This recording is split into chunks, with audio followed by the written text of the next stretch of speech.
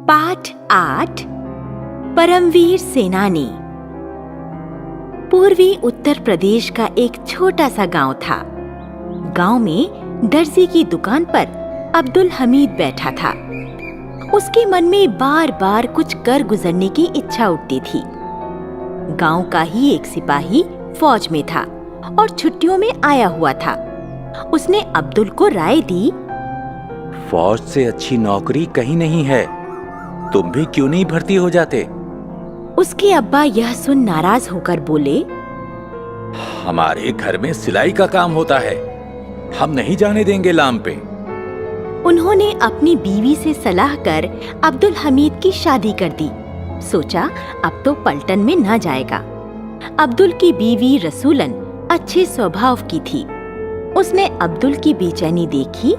वो बोली, सूरमा बनना है तो कलुआ की तरह चले जाओ पलटन में, मैं सच्चे मन से कहती हूँ। रसूलन ने दिल पर पत्थर रखकर अब्दुल को भर्ती दफ्तर भेज दिया। अब्बा से ननिहाल जाने का बहाना बनाकर वह भर्ती हो गया। सन 1962 में उसकी ट्रेनिंग खत्म होते होते चीन का आक्रमण हो गया। अब्दुल भी मोर्चे पर गया। चीनी सैनिकों ने भारी संख्या में बढ़ना शुरू किया। भारतीय सेना तितर-बितर हो रही थी। बहुत से जवान रास्ता भटक गए और कुछ मर भी गए। अब्दुल और उसके 2 साथी लंबे रास्ते से चलकर बच निकले। 10-15 दिनों तक बचकर अपने इलाके में पहुंचे।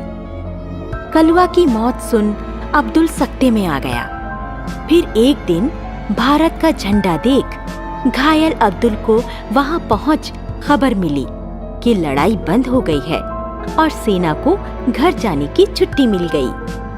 अब्दुल के घर पहुंचने पर गांव में खुशी मनाई गई। कलुआ की मां ने अब्दुल से कहा, मेरा लाल कहाँ है बेटा? माताजी, कलुआ ने बहुत बहादुरी और साहस से दुश्मनों का सामना किया, पर मुझे अफसोस है वो हमारे बीच न रहा। मई 1964 में पंडित जवाहरलाल नेहरू की मृत्यु से पाकिस्तान को भारत के टुकड़े करने का अवसर मिला और उसने जम्मू कश्मीर, राजस्थान और पंजाब में घुसपैठिए भेजे।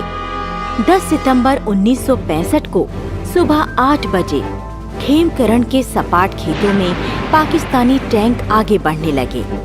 वहां अब्दुल अपनी कंपनी को लेकर जा डटा। एक जीप में सवार अब्दुल ने ऐसी कमान संभाली कि दुश्मन के टैंकों को अपने गोलों से उड़ा दिया। अब दुश्मन के टैंकों ने अब्दुल के चारों ओर घेरा डाल दिया। अब्दुल अपना रास्ता बदलते हुए दुश्मन को भुलावे में डालता रहा। उनकी तोपें और टैंकों ने उसकी ओर आग उगलना शुरू कर दिया, किंतु अब्दुल का हौसला पस्त ना हुआ।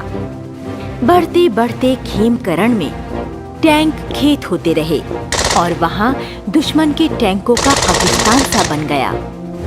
अकेला अब्दुल अपनी मशीन गन से 2 टैंकों को आग लगाकर तीसरे टैंक पर गोलियों की बौछार कर रहा था। उसी समय उसकी जीप एक चलते टैंक से टकरा गई। अब्दुल की बहादुरी से उसके साथियों के हौसले बढ़े और इस तरह भारतीय जमीन से शत्रु सेना भाग गई। अब्दुल बुरी तरह घायल हो गया था।